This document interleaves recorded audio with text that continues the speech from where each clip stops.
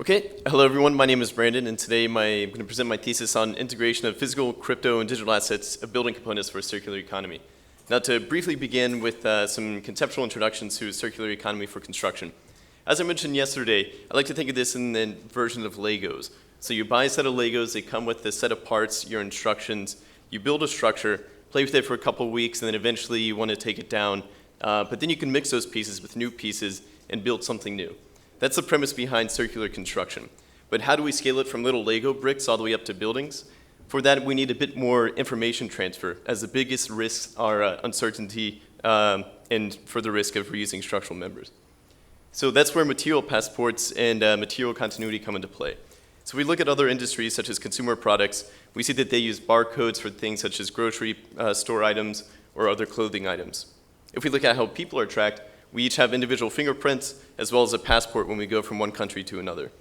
So how do we extend that into building materials? And that's the premise or my main research question that I want to explore. How can we best track building materials from a technological solution, from the hardware, and potentially integrating a crypto solution or blockchain solution for continuity throughout multiple life cycles? So for example, let's look at a building. A building is composed of several components that are interrelated. The windows embedded in between the bricks, there are structural components, and each of those have subcomponents. So a brick wall has several bricks in it, the window has wood panels as well as glazing, and each of these are connected. If we take a minute and look at this structure, we can already see a hierarchy emerging. And within that hierarchy, we also see how components are interrelated. This will become important when we think of design for disassembly and how we can extract specific components. For example, the glazing. For the glazing, we need to know how it's connected to the wood panels. We also need to know things as, is there lead paint on the surroundings? Or what is the U value? So when we look at how we can reuse that glass panel multiple times, we can think about how the last user used the last glass panel and what could its value be for the next building iteration.